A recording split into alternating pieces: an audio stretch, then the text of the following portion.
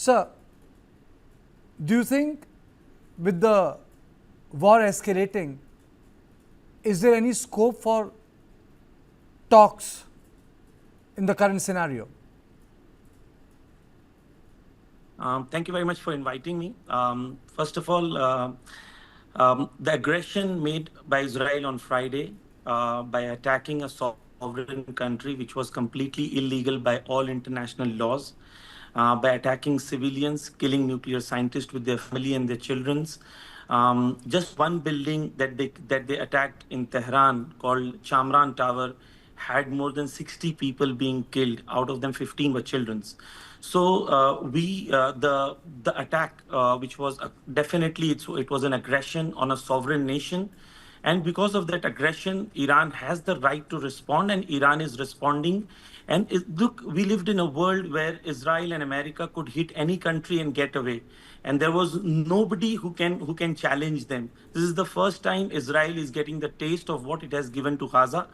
And if you look at what is happening in Haifa, Jerusalem, and other places in Iran, in Israel, it is very clear that Iran is responding, and the response of Iran is very severe. First of all, secondly, the question of Iran is attacking civilians is absolutely nonsense, because if you look at the official figure that Israel has released, can you let me know how many civilians have been killed in this war so far, according to Israeli data?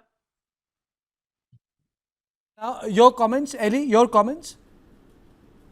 Yeah, there have been 24 Israeli civilians. I'll come to you. I'll come to you, Mr. Jafri. I'll come to you. I'll come to you. Let me take opening comments. Okay, no problems. Eli. Yes. So thank you so much for having me. Just as an immediate response, there have been 24 Israeli civilian fatalities as a result of the aggression by the Iranians. What's different is that in Israel, we create a mechanism to defend our civilians. All of our civilians go into bomb shelters. In Iran, unfortunately, that's not the case. Israel has no gripe with the Iranian people. The gripe is just with the leadership, who have been threatening genocide, talk about it openly for a very long time. They make it clear that they are trying to build nuclear weapons and ballistic missile systems in order to annihilate Israel. Are we expected to wait for that to continue? They already attacked us a few times over the last little bit, and now we're just waiting for the opportunity to hit them before they hit us even more directly. And plus, you mentioned October 7th. October 7th was perpetrated by proxies of Iran. So Iran used proxies to attack us devastatingly. They attacked us directly.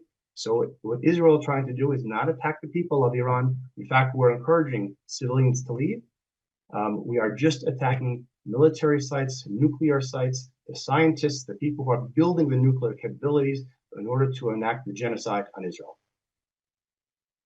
General Sharma, your comments, then I'm going to introduce more relevant facets to this story, and then we can continue with our conversation.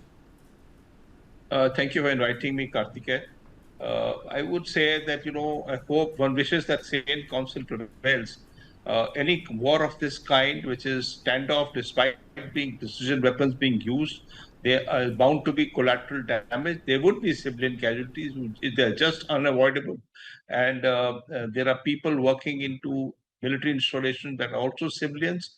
So the collateral damage will be there, and it will be also extensive.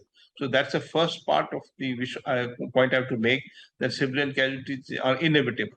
Second is that the aim of the exercise, or the aim of the whole war, which is to remove the nuclear weapons that the Israelis presume that the Iranians have.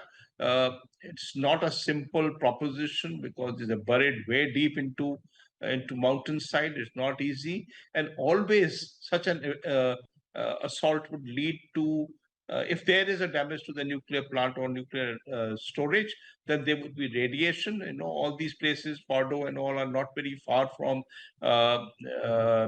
civilian centers like Tehran and other places, and they would be cause of grave damage in case there is a nuclear leakage that is bound to take place if one of them gets stuck.